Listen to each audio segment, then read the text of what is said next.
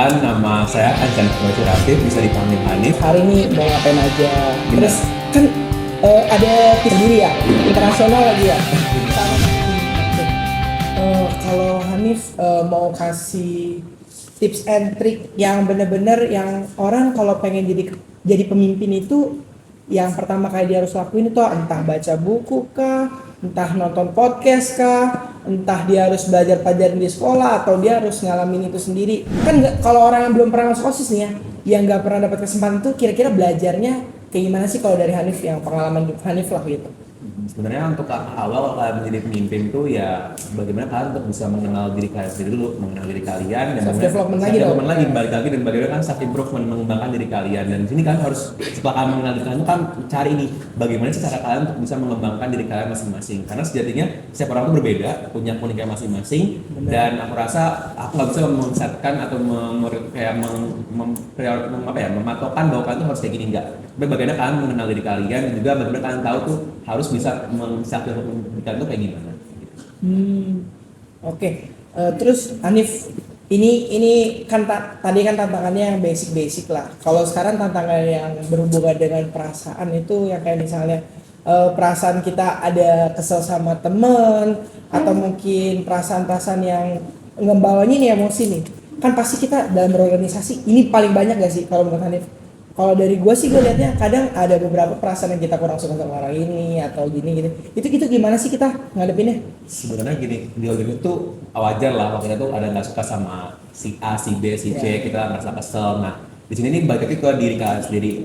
Kalian harus tahu kalau misalkan di organisasi itu kan harus mengesampingkan semua urusan pribadi dan mengedepankan profesionalitas di organisasi tersebut. Jadi kalau misalkan kalian punya dendam, punya sangat senang, jangan sampai itu diterapkan, diimplementasikan dalam pengerjaan kinerja proker. Kalian harus tahan dulu, bersikap profesional, dan kalian baru nanti membicarakan tersebut. Misalkan setelah program itu selesai ataupun lagi nggak ada kinerja program kerja, kalian bisa langsung approach orang tersebut. Kalian bicaralah, karena menurut aku komunikasi adalah hal yang penting juga dalam sebuah organisasi. Dalam kalian tuh dalam kehidupan sehari-hari, kalau kalian tuh nggak mengkomunikasikan apa yang kalian pikirkan, ya orang nggak akan tahu. Nggak akan tahu. Jadi penting untuk bisa mengkomunikasikan apa yang kalian memang pikirkan dan mau ungkapkan gitu. Oke. Kayak berarti kalau menurut Hanif sendiri itu benar-benar dari orang itu individunya banget nih ya. Ya berarti dari individunya banget. Jadi kalau mau kepemimpinan menurut Hanif nih ya, pertama harus mimpin diri sendiri. Bener. Terus harus kenalin diri sendiri dulu. Nah terus kalau belum kenal gimana nih? Kalau belum kenal diri sendiri, menurut aku ya, setiap yang paling tahu diri kita tuh adalah diri kita sendiri. Jadi aku tuh sebenarnya nggak bisa ngasih tahu kalau kalian tuh bagusnya di bidang ini enggak. Tapi bagaimana kalian tuh mengenal diri kalian. Kalian tuh mulai dari hal yang kalian suka. Apa sih yang kalian rasa nyaman? Apa sih yang kalian suka? Dan gak cuma apa yang kalian suka, tapi apa yang kalian merasa bagus di hal tersebut. Dan dengan kita mengetahui apa yang kita suka, apa yang kita bagus, dan kita punya passion di hal tersebut, kita bisa mencurahkan sebuah komitmen untuk bisa fokus di bidang tersebut. Gitu sih, untuk mengenal diri kita sendiri. Oke. Berarti ringkasannya itu paling penting kenal diri sendiri dulu, baru terus kita coba mimpin diri sendiri, habis itu baru kita gimana mau mimpin orang lain itu boleh gak sih harus kalau menurut Hanif semua orang harus mampu? Mampu. Menurut aku semua orang pasti mampu. Dan sebenarnya kalau kalian itu balik ke kemauan diri kalian sendiri. Apakah kalian mau atau tidak untuk bisa memimpin orang lain? Kalau tidak mau ya cukup memimpin sendiri nggak apa-apa, karena sebagai itu kalian juga bisa jadi pemimpin untuk diri kalian sendiri. Ini agak keluar dari topik ya, tapi gue penasaran nih, kan pasti kan kita lagi SMA gini, pasti ada perasaan-perasaan yang kayak, ya viewers semua tahu lah ya, kita namanya anak SMA ada perasaan mungkin suka lawan jenis, kan nggak mungkin suka sesama jenis gitu. Nah ini tuh gimana nih ya, Hanif kan pasti waktu jadi ketua tuh, kalau di seladaran perasaan itu ada gak yang ngeganggu gitu? Sebenarnya ya cinta adalah hal yang umum ya, wajar, kita semua pasti suka sama satu orang atau beberapa orang, atau bisa dibilang wajar lah. Dan aku sendiri gini, aku di organisasi prinsipnya aku kalau misalnya aku suka sama orang dan mau serius itu aku sanggup atau enggak untuk melakukan tersebut. Karena gini, prinsipnya itu kalian kalau udah suka sama orang, punya hubungan sama orang itu kan harus serius, berkomitmen.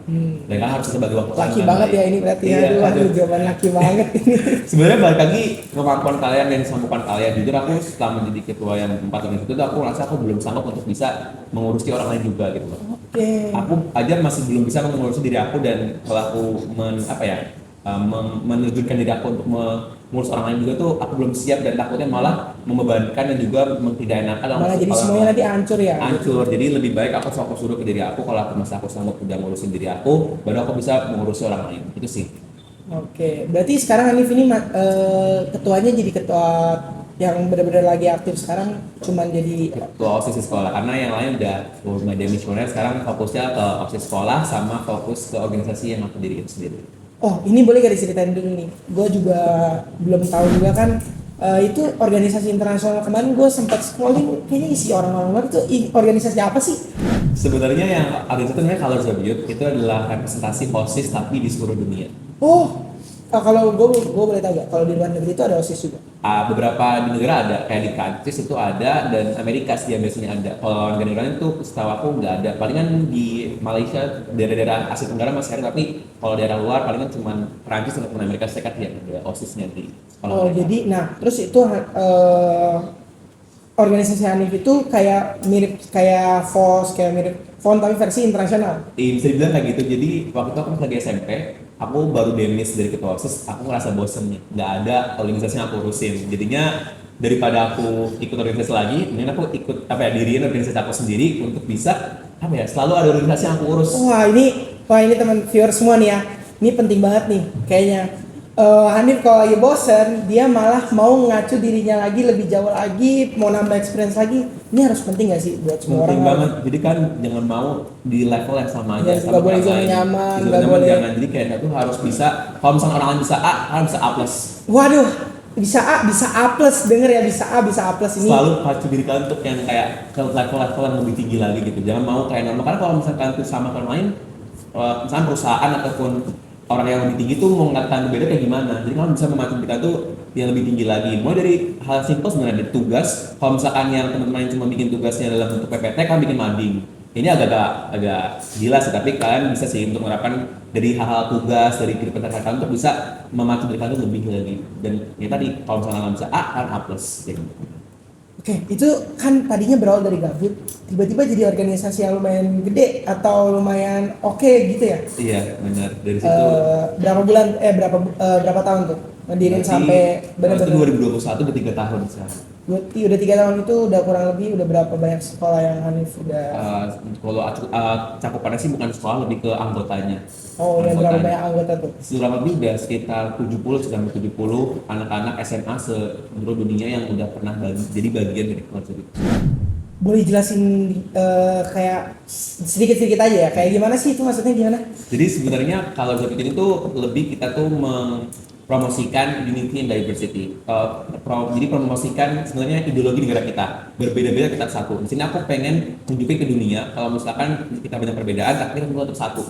Dan ini kita yang selalu kita promosikan dalam setiap program kerja kita. Dan di sini kita tuh melakukan program kerja yang bisa meningkatkan kemampuan dari anak-anak SMA seluruh dunia. Karena aku ngerasa OSIS tuh diperlukan dari setiap anak SMA untuk mengikuti tersebut biar nggak cuma fokus akademik. Jadinya aku pengen anak-anak seluruh dunia juga merasakan bagaimana bentuk organisasi. Oh, jadi itu 70 anggota itu nggak semuanya ada OSISnya di sekolahnya, nggak ada? Nggak ada. Ada yang nggak ada OSISnya, Iya. terus Hanif kenalkan dan dia tertarik. Dan mereka tuh jadinya aku pengen mengajarkan mereka value nilai-nilai yang ada di OSIS, yang ada di organisasi, dan mereka bisa terapkan dalam kehidupan sehari-hari mereka. Oh, soalnya ini kalau gua taunya OSIS ya mungkin di semua sekolah ada ya, ternyata nggak. Enggak. Di Indonesia doang itu Di ternyata Indonesia ya. yang semuanya ada, negara lain belum tentu ada.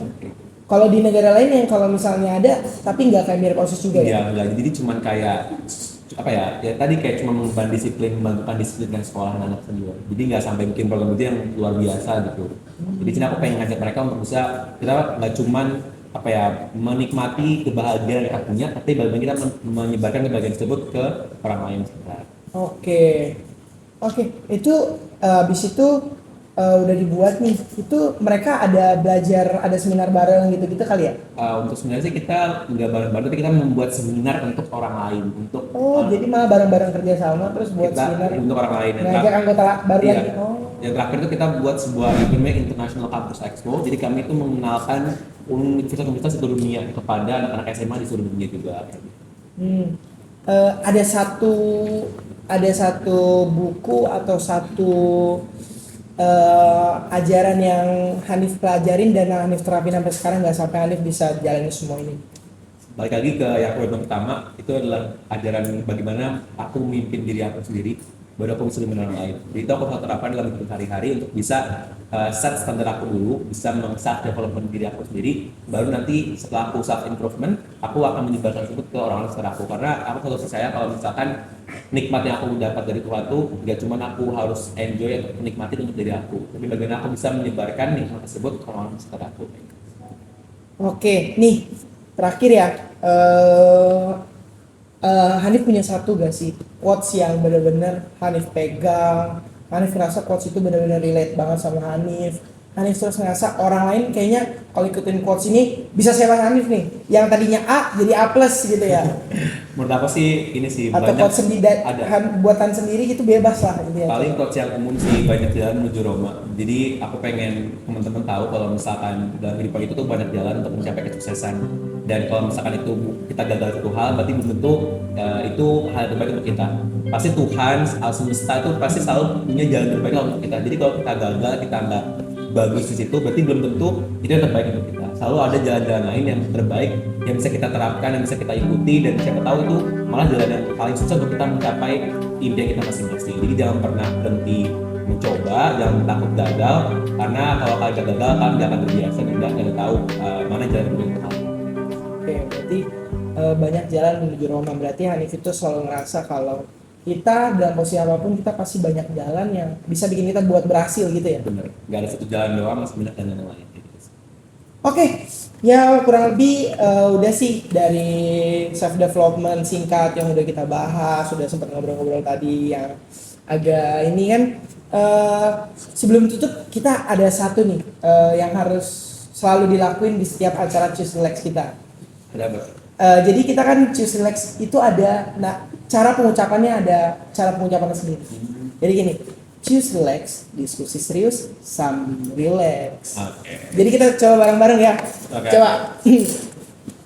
Choose Relax, Diskusi serius sambil relax. Oke, sekian teman-teman semua viewers SMA. Podcastnya udah selesai sampai sini. Oke, Hanif, biasanya kita kalau di akhir segmen nih kita ada jargonnya nih. Kayak gini aku contoh dulu ya. Choose relax, diskusi serius sambil relax. Tangannya harus ikut-ikutan nih. Oke, siap. Oke, siap. coba ya, bareng ya.